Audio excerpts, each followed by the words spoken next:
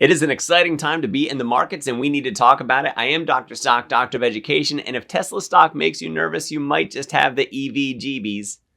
We're going to take a technical analysis view at SPY and QQQ. Also, Tesla and Sofi I want to talk about specifically in this video. I'll tell you also later where you can see my buys and sells, about my options course, and about how you can learn about technical analysis. In the meantime, I do want to get right into the charts on this one. So we're going to put up SPY for you first, and we'll take a look to see what's been going on. So in purple, these long rays that you see going across here, that's the rising wedge pattern that I've been talking about. In white is a much smaller, nearer term rising wedge pattern. And we kind of tumbled outside of that for a little bit. You can see yesterday we returned back up to the top of this little tiny trend line, but we're still currently, even though we peekabooed outside of the rising wedge in purple, we're returning back up to that. And today, with the inflation report, will be a big indicator of what we get from that. Now, there is a lot of possibility that positive inflation news has been priced in. When I say positive inflation news, what I mean is that we're looking for things that are going to be good not only for the market, but also for the economy in terms of lowering inflation. So I expect that PCE to come in with personal income and outlays to be rather positive for the markets, and I think the market's also expecting that as something that we could actually see a sell going into the weekend, especially because next week we have the Fed speaking, and then there's going to be the question of what they're going to come out and say. Are they going to push rates back even further? I should say rate cuts back even further, or are we going to still see it to be expected to be right around March, which right now is looking like a coin flip? Although May at the moment is looking like it's most likely that we get one, possibly even two rate cuts by then.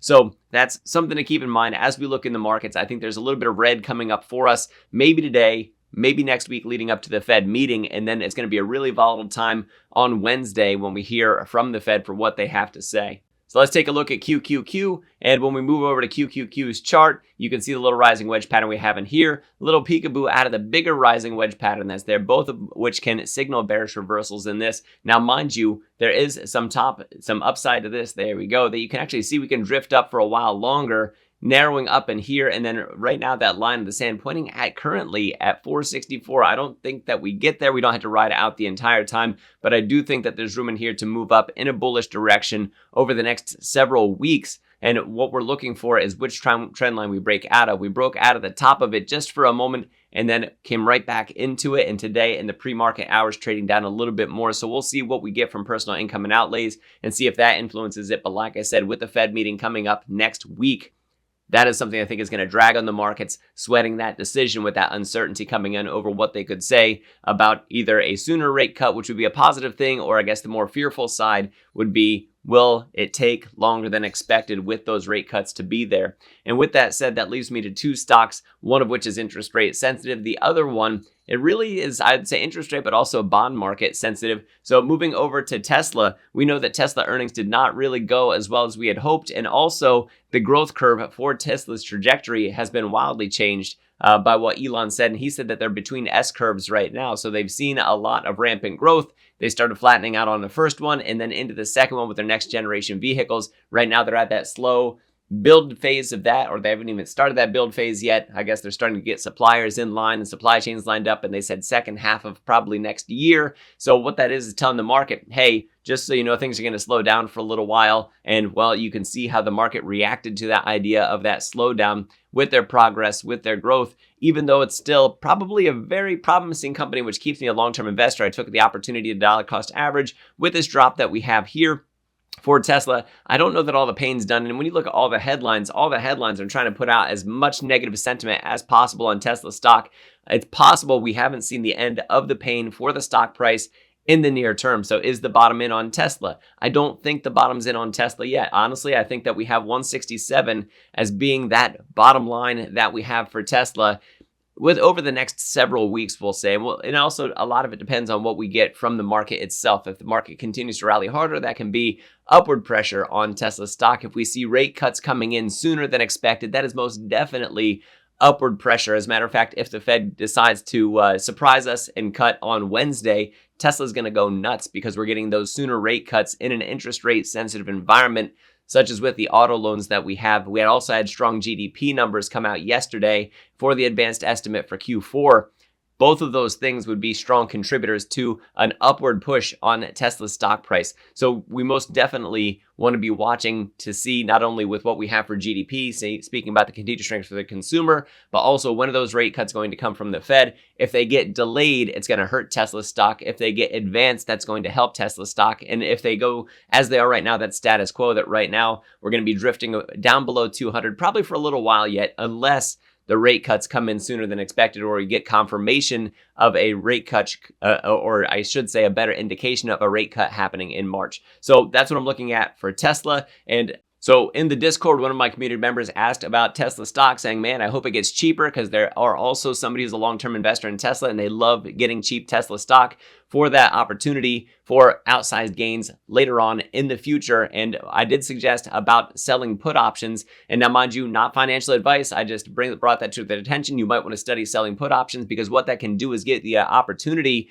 to get large amounts of a stock of a company for cheaper than what they're even trading for on the markets. And so if you guys want to learn more about options, I do have an options course that I am creating. It's available at my Patreon. The link is down in the description, and you can amplify the power of your portfolio through the use of those options. That Patreon, the link down in the description, also has a Discord that goes along with it. You can talk with me and my community members over there. You can see my buys and sells that I have, and I also have my Tesla and NVIDIA stock price prediction and earnings projection also available over there. I'll be updating the NVIDIA stock price prediction and earnings projection for their earnings, which are coming up at the end of next month. So if you want to learn to do technical analysis like I do, you can also find a link for that down in the description. Massive discount should you use the coupon code TRADE. Trade, and that's also down in the description, so you can see it, so you can use it. And this is one where there's also a Discord that goes along with this one. It is a separate Discord, but you can talk about the technical analysis that you do, and you can talk about the success that you've had. You can talk about areas where you need to improve, and there's a full community there that is willing and able to help. I'm over there, Stockmo's over there. There's also live teaching sessions in that, and it's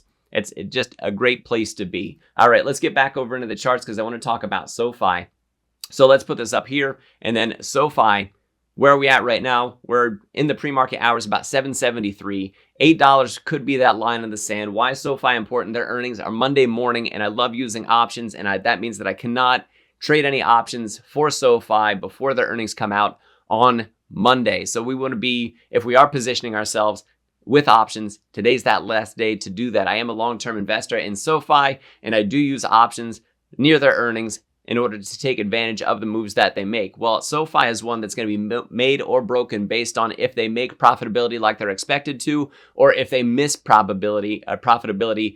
And if they do that, this thing is either going to pop, in my opinion, between $9 and $10, or it's going to drop down between $6 and $7 based on what we get from that profitability. And what we can do is we can use a straddle or a strangle play to play both directions on that. So put options and call options to play either direction of the move. I do have some call options out. I do expect good things from SoFi, plus I have the shares themselves. And so we'll see how that goes. I plan on also putting into place some shorter term, shorter expiration options into place, call options and put options on this. I'll be posting that at the Discord today. So like I said, that link is down in the description for the Patreon. The Discord is available through that Patreon, so you can go ahead and check that out if you want to. So for SoFi, anywhere from $6 to $10, and then I would say more closely to that, between $7 and $9, I think is pretty guaranteed that we're going to end up in that range, probably outside that range, because like I said, if we miss profitability, most likely this thing's going to tank fast. If we hit profitability, there's a lot of excitement that goes along with SoFi, and there's a really good chance that we get an outsized pump on this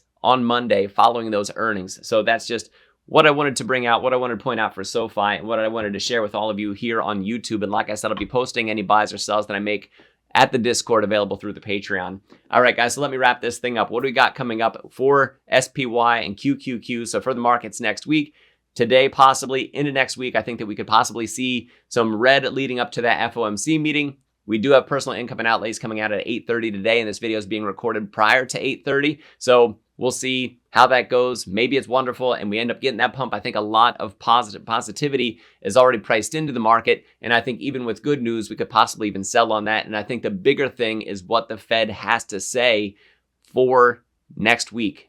So next week on Wednesday, FOMC meeting concludes, and at 2 p.m. we get the decision. 2:30 we get Jerome Powell speaking, and I think that we could get some market sell pressure during that time. There is big tech to also pay attention to because we start to get big tech earnings. I think Microsoft might be on Tuesday prior to finding out from that, and that's also going to be something that's going to be highly impactful to the markets. As we saw, a lot of big tech is also in rising wedge patterns where we're sort of narrowing down as we rise up with those patterns. And should we break those bottom trend lines on big tech, the market is most likely going to be pulling back with those things if that's what we get in the markets. Tesla, probably not at its bottom unless we get something unexpected from the Fed where we get sooner rate cuts or even more rate cuts. So we got to watch for the signaling from the Fed. That's going to directly impact, in my opinion, Tesla's stock price. SoFi is also going to be impacted by those interest rate decisions as well. The bigger thing for SoFi, though, for their earnings is profitability. We get profitability, I think that we're going to shoot to the moon on this one. We go between $9 and $10 from where it's at right now, so that's a significant increase.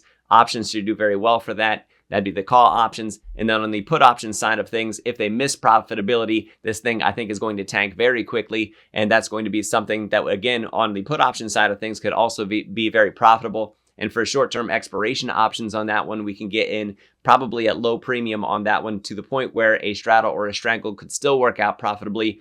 Not as well as picking a single direction and being right about it, but we're also minimizing the downside risk by playing both directions of it. And so those are my thoughts, those are my ideas, and I wanted to share them with you guys here on YouTube. I really do appreciate the time that you put in to watch these videos. If you want to join my community, that link for the Patreon is down in the description. Like I said, I'll be posting my decision on my SoFi options over there today. So make sure that if you want to see those, that you come on over and check them out. NVIDIA stock price prediction also going to be updated, posted over there. My options course, lots of value adding to it over time. And then also that course down in the description if you want to learn more about technical analysis and learn how to really help improve the alpha that you experience in the markets. That link for the course is down in the description. And use the coupon code TRADE for massive savings on that one. That coupon code does expire in several weeks, so make sure you take advantage of it soon. All right, guys, I'm going to let you go. Thank you very much for watching. I am Dr. Stock, Doctor of Education. Remember, my friends, that learning is earning, and we'll see you in the next video.